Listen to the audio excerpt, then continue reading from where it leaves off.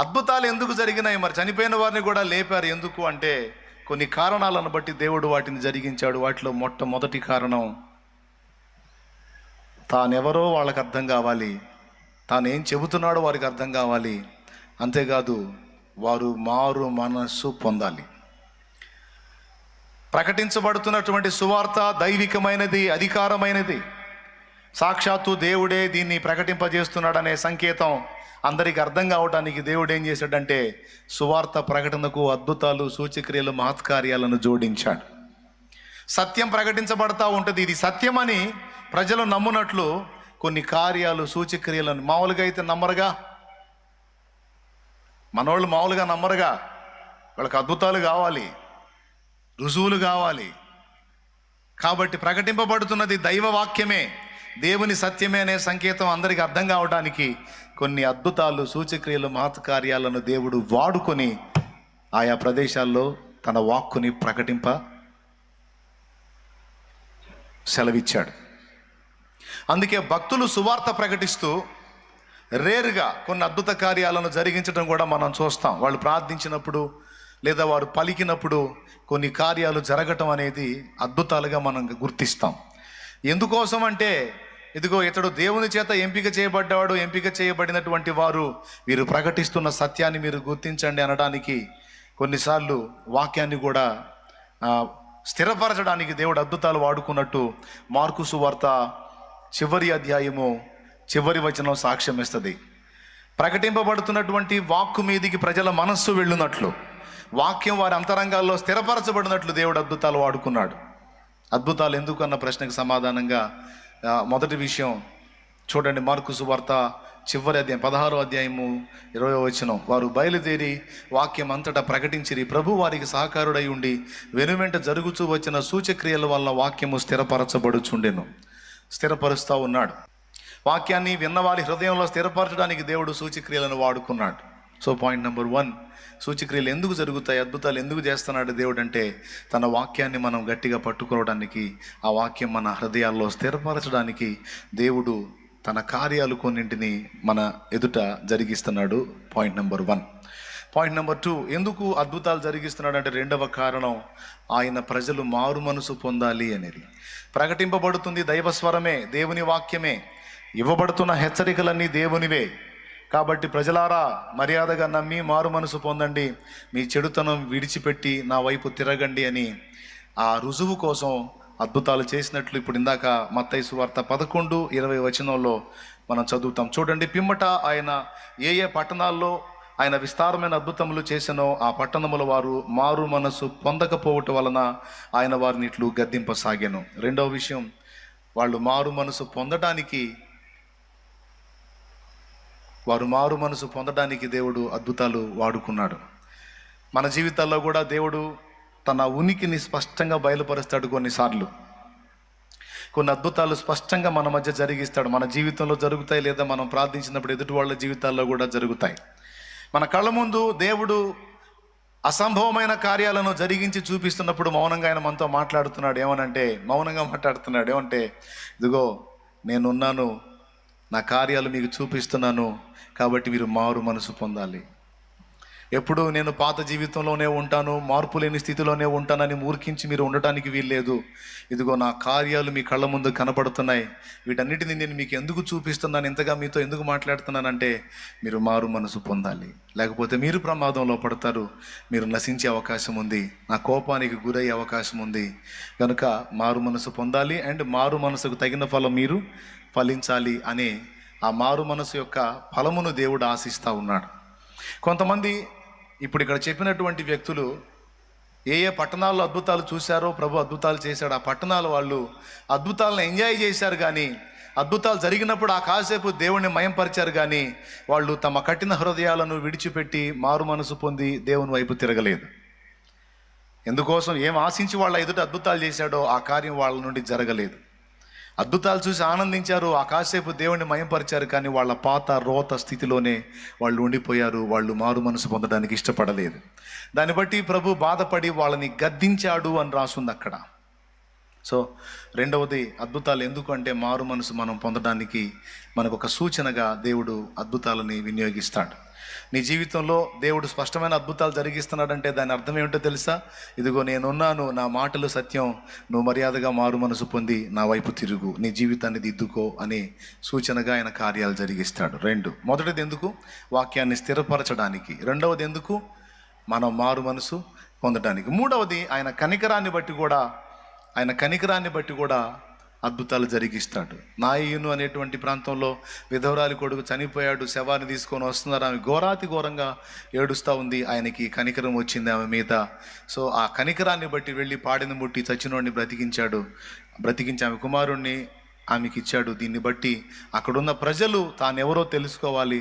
రెండవది, చనిపోయిన ఆమె కన్నీరు తుడిచి ఆమెకు కనికరాన్ని బట్టి అద్భుతం చేశాడు. అద్భుతం ఎందుకు చేస్తాడు దేవుడు అంటే కనికరాన్ని బట్టి కూడా కొన్నిసార్లు దేవుడు అద్భుతం చేస్తాడు. ఇది మూడవ విషయం. మొదటిది ఎందుకు చేస్తాడు చెప్పండి? వాక్యాన్ని స్థిరపరచడానికి. మామూలుగా చెబితే వాక్యం వినరు అనుకోండి, ఒక అద్భుత కార్యం చూశారనుకో, సచ్చినట్టు విధేయత చూపుతారు. అసిసి వాస్యకు ఫ్రాన్సిస్ అనేటువంటి దైవజనుడు సువార్త ప్రకటిస్తూ ఉంటే ఎవడు వింటలేదట. ఒక నదీ తీరాన చాలామంది ప్రజలు ఉన్నారు. వాళ్ళకి, అయ్యా మీకు రక్షకుడి గురించి చెబుతాను, సృష్టికర్త గురించి చెబుతాను, రండి అని పిలిస్తే ఎవరు దగ్గరికి రాలేదట.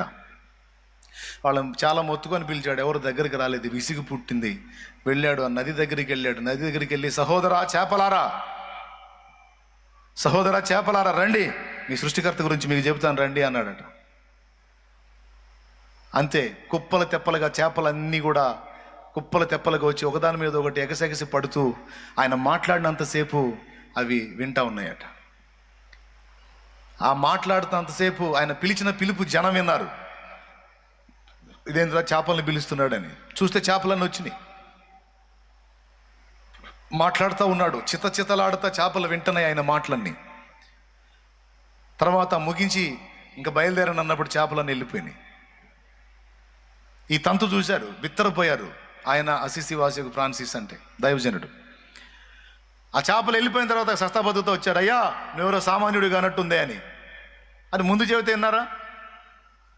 దేవునికి స్తోత్రం కలుగును గాక. హల్లెలూయా. ఓ ప్రాంతానికి వెళ్తాడు, ఆ ప్రాంతంలో ఆయన ఎవరు చేర్చుకోరు. పాప వాళ్ళలో ఒకళ్ళకన్నా దేవుని గురించి చెబుదామని ఆశపడతాడు, ఎవరో చేర్చుకోరు. ఆ దినమంతా తిరుగుతాడు. సాయంత్రం వేళ అయ్యేసరికి అందరూ తలుపులు వేసుకుంటారు, ఒకళ్ళు కూడా ఆయనకి ఆశ్రయం ఇవ్వరు. సాయంత్రానికి అందరూ తలుపులు వేసుకుంటారు, ఎందుకంటే ఆ ఊర్లో తోడేలు వస్తుంది. అది మనుష్య రక్తానికి అలవాటు పడిన తోడేలు. సహజంగా తోడేళ్ళు గొర్రెలను జంతువులను వేటాడతాయి, కానీ ఈ తోడేలు మాత్రం మనుష్య రక్తానికి అలవాటు పడింది. సాయంత్రం వేళల్లో, రాత్రి వేళల్లో అది అటాక్ చేసి మనుషుల్ని, దొరికిన వాళ్ళని చంపేస్తూ ఉంది. అందుకని దానికి భయపడి వాళ్ళు డోర్స్ క్లోజ్ చేస్తారు. మీకు ఇంట్రెస్ట్ ఉంటే అసిసియాగు ఫ్రాన్సిస్ లైఫ్ స్టోరీ, జీవిత చరిత్ర మన స్టాల్లో ఉంటుంది, మీరు తీసుకొని చదవచ్చు. నేను చెప్పిన సంగతులు అందులో ఉంటాయి. అంటే అద్భుతాలని దేవుడు ఎందుకు వాడుకుంటాడు అంటే, జనాలు మామూలుగా మాటినరు కదా. కొన్ని చోట్ల కొన్ని కార్యాలు జరిగినప్పుడు జనాలకి కొంచెం బుర్ర తిరిగేటువంటి పరిస్థితి ఉంటుంది అన్నమాట. అప్పుడు లైన్లోకి వస్తారు. ఆయన ఒక్కడే పాపం వీధిలో ఉంటాడు. కొంతమంది కిటికీల్లోంచి చూస్తూ ఉంటారు, ఇతను అయిపోతాడు ఈరోజు అని. ఎందుకంటే తోడేలు అటాక్ చేసేది. అందరూ గమనిస్తూ ఉంటారు, ఇళ్లలోంచి కిటికీలలోంచి చూస్తూ ఉంటారు. నిజంగా అనుకున్నట్టే తోడేలు వచ్చిద్ది, ఆయన మీద అటాక్ చేయడానికి దగ్గరకు వచ్చిద్ది. అప్పుడు ఆయన గద్దిస్తాడు, దాన్ని తోడేల్ని గద్దిస్తాడండి. ఆగో, దేవుడు నీకు నియమించింది ఏంది, నువ్వు చేస్తుంది ఏంది, నమ్మశక్యంగానివి కానీ నిజంగా జరిగినాయి. అదిగో, దేవుడు నీకు చెప్పింది ఏంది, నువ్వు చేస్తుంది ఏంది, ఆగక్కడ అన్నప్పుడు అది మహారౌద్రంతో వచ్చేది. కాస్త ఆయన గద్దించినప్పుడు అది ఆగిపోయి మోకాళ్ళ మీద కూర్చుంటుంది. ఇళ్లలో కిటికీలలో నుంచి చూస్తూ ఉంటారు. మనుష్య రక్తానికి ఎందుకు అలవాటు పడ్డా, మనుషుల్ని ఎందుకు దాడి చేసి చంపుతున్నావు, అది నీకు దేవుడిని సెలవైందా? దేవుడు నీకు అలా ఇచ్చాడా? నీకు వేరే ఆహారాన్ని దేవుడు సిద్ధపరిచి ఉండగా నువ్వు మనుషుల ప్రాణాలను ఎందుకు తీస్తున్నావు అని గద్దించినప్పుడు అది గడగడలాడితే అక్కడే కూర్చుంటుంది. అలా కూర్చున్న తర్వాత దానికి చెప్తాడనమాట, రోజు ఫలానా టయానికి నీవురా వాళ్ళ ఆహారం పెడతారు, తిను, వెళ్ళిపో. ఒక కుక్కకి ఆహారం పెట్టినప్పుడు అది తిని వెళ్ళిపోయినట్టుగా ఇక నుంచి అది తినాలి, అది వెళ్ళాలి. అది ఆజ్ఞ. అది చేసి పోయి వెళ్ళిపో అంటాడు. ఆయన గద్దించినప్పుడు అది వెళ్ళిపోతుంది. అది వెళ్ళటం వీళ్ళు కళ్ళారా చూస్తారు. అది గడగడలాడుతా మోకాళ్ళ మీద ఉండి అతని మాటలు వినడం చూస్తారు. ప్రియులారా, ఇది నమ్మశక్యంగా ఉందా మీకు? కానీ ఇలాంటి జరిగిన బైబిల్లో కూడా సాక్ష్యం ఇస్తుంది. ఏలియా, నీవు కెరీతు వాగు దగ్గర నేను నీకు చూపించే స్థలంలో దాగి ఉండు, నేను కాకోలములకు సెలవిచ్చాను, అవి నీకు ఆహారాన్ని తీసుకొస్తాయి అంటే కాకులు తీసుకొచ్చి ఆహారము ఏలియాకి ఇచ్చినట్టు బైబిల్లో రాస్తుంది. తెలుసా? దేవుడు కాకులతో మాట్లాడాడు. యోనా కిటికీలో నుంచి, ఓడ కిటికీలో నుంచి విసరబడతాడు. నువ్వు యోనాని మింగాలి, ప్రాణాలతో కాపాడాలి, నేను నీకు చూపించే ప్రదేశంలో అతన్ని నువ్వు బయటికి అక్కివేయాలని తిమింగలంతో దేవుడు మాట్లాడినప్పుడు యోనా గ్రంథాన్ని మీరు చదివితే, యోనా మరి దేవునికి వ్యతిరేకంగా నినివే వెళ్ళమంటే తార్షీషుకు వెళుతున్నప్పుడు ఓడ కిటికీలో నుంచి యోనా విసరబడతాడు. అక్కడ స్టోరీ ఉంది, మీకు అందరికీ తెలుసు. ఆ విసరబడ్డప్పుడు తిమింగలం యోనాని మింగి కడుపులో దాచుకొని 3 రోజుల తర్వాత మళ్ళీ అది బయటికి కక్కివేస్తుంది. ఎక్కడైతే యోనా ఓడెక్కాడో అదే ప్రదేశాన్ని తీసుకొచ్చి ఆ చేప యోనాని బయటికి కక్కిద్ది. ఇక్కడ తిమింగలంతో నేను మాట్లాడాను అంటాడు. భూ జంతువులతో ఆయన మాట్లాడాడు. గాడిద బిలాముతో మాట్లాడింది మీకు తెలుసు. గాడిద గద్దించింది. అలాగే సర్పము హవతో మాట్లాడిన సంగతి మీకు తెలుసు. అలాగే సింహాలు దూత గద్దింపుకు లోబడి నోళ్ళు మూసినాయి అన్న సంగతి కూడా మీకు తెలుసు. ఇక్కడ దైవజనుడు గద్దించినప్పుడు ఆ తోడేళ్ళు లోబడింది. ఈ కార్యాన్ని దేవుడే జరిగించాడు. ఒకవేళ అతడు ఒక సామాన్యుడిగా ఉండి దేవుడు అతనికి తోడై ఉండకపోతే ఆ వేళ తోడేలు అతన్ని చంపుతుండొచ్చు. కానీ ఆయనకి దేవుడు తోడై ఉన్నాడు.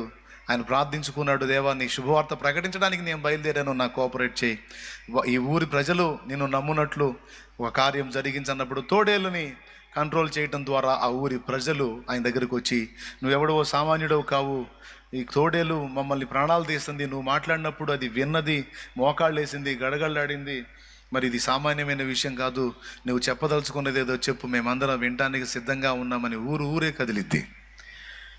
అట్లాగున కొన్నిసార్లు దేవుని మాటలు ప్రజలు విన్న మాటలు హృదయంలో స్థిరపరచుకోవడానికి కొన్ని అద్భుతాలను దేవుడు ఉపయోగించుకుంటాడు. ఇది మొదటి సంగతి. రెండవది, మారు మనసు పొందడం కోసం అద్భుతాలు దేవుడు చేస్తాడు. అద్భుతాలు అనుభవిస్తూ పాపాన్ని కొనసాగించడం కాదు. అద్భుతాలు అనుభవిస్తూ కొంతమంది ఏమనుకుంటారో తెలుసా? నా జీవితంలో దేవుడు అద్భుతాలు చేస్తున్నాడు, నేను ఏది ప్రార్థిస్తే అది నెరవేరుస్తూ ఉన్నాడు. మీరు నన్ను అంటున్నారు నువ్వు అలా ఉండకూడదు, ఇలా ఉండకూడదు అని. దేవుడు నన్ను ఆమోదించాడు, నేను ప్రార్థన చేస్తే అద్భుతాలు చేస్తున్నాడు అని కొంతమంది అంటారు. పాపంలో కొనసాగుతూ, అక్రమ మార్గాల్లో కొనసాగుతూ నేను ప్రార్థించినప్పుడు దేవుడు వింటున్నాడు, నా ఎడల దేవుడు అద్భుతాలు చేస్తున్నాడు అని అంటారు. ఎందుకు విన్నాడు? ఎందుకు అద్భుతాలు చేశాడు? నీ పాపానికి ఏమన్నా సర్టిఫికెట్ ఇచ్చాడా? ఏం పర్లేదు బేటా, వాళ్ళు అంతే అంటారులే నాన్న, నువ్వు పాపం చేసుకోనానా, నేను నీ కోఆపరేట్ చేస్తాను, వాళ్ళు చెప్పి నేను వింటున్నానా ఏంది, నువ్వు ఏది అడిగితే అది వింటున్నాను, ఏది చెప్తే అది చేస్తున్నాను బిడ్డ, నువ్వేం పర్లా, నీ తంతు నువ్వు కొనసాగించని చెప్పి దేవుడు ఏమన్నా సపోర్ట్ చేస్తున్నాడా పాపానికి? పాపానికి ఎప్పుడు నిద్రలో కూడా దేవుడు సపోర్ట్ చేయడు. నా పాపాన్ని దేవుడు ఆమోదించాడని ఎవరు ఎప్పుడు అనుకోవద్దు. ఎవరు ఏ చిన్నదైనా పెద్దదైనా పాపంలో ఉంటే దయచేసి వాడు దాన్ని విసర్జించి మారు మనసు పొందటమే మంచిది. లేకపోతే అద్భుతాలు సంగతి ఏమో కానీ దేవుని గద్దింపుకు గురి కావాల్సినటువంటి పరిస్థితి ఏర్పడింది.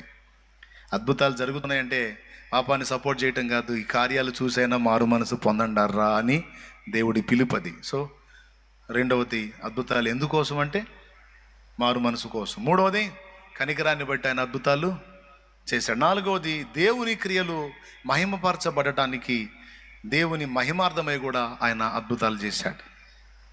ఇవన్నీ కూడా ఎందుకు దేవుడు గ్రంథంలో రాయించాడంటే ఈ అద్భుతాలన్నీ ఎందుకు చేశాడో ఇవన్నీ రాయించాడు. ఇక్కడ మనం ఇప్పుడు చదువుకున్నటువంటి వచనంలో ఒక్క మాట మీదకి మీ మనసును నేను తీసుకెళ్ళి ముగిస్తాను. ఏంటంటే విమర్శ దినము అనే ఒక మాటని ప్రభు ఇక్కడ ప్రస్తావించాడు. అయ్యో కొరాజినా, అయ్యో బెత్సైదా, మీ మధ్య చేయబడిన అద్భుతాలు తూరు సీదోను పట్టణంలో చేసి ఉంటే వాళ్ళు ఇప్పటికే బూడిద పోసుకొని గోనె పట్ట కట్టుకొని మారు మనసు పొంది ఉండేవాళ్ళు. కొరాజినా, బెత్సైదా, చాలా అద్భుతాలు మీ కళ్ళ ముందు జరిగినాయి, మీరు చూశారు, కానీ మీరు మారు మనసు పొందలేదు, దేవుని వైపు తిరగట్లేదు. దీని ఫలితంగా మీ గతి ఏమైందో తెలుసా? రేపు విమర్శ దినమందు మీ గతి కంటే సొదొమ గొమొర్రాల గతి లేదా తూరు సీదోనుల గతి ఓర్వ తగినదై ఉండును అనే మాట మాట్లాడాడు. దీని అర్థం ఏమిటంటే చాలా స్పష్టంగానే ప్రభు మాట్లాడుతున్నాడు. విమర్శ దినం ఒకటి ఉంది, ఆ రోజున మీరు చాలా ఇబ్బంది పడతారు అనే మాట ప్రభు మాట్లాడాడు. ఆ విమర్శ దినం అనే దాని దగ్గరికి మీ మనసును ఆకర్షించాలని నేను ఈ వచనం మీకు చూపించాను. ఇందులో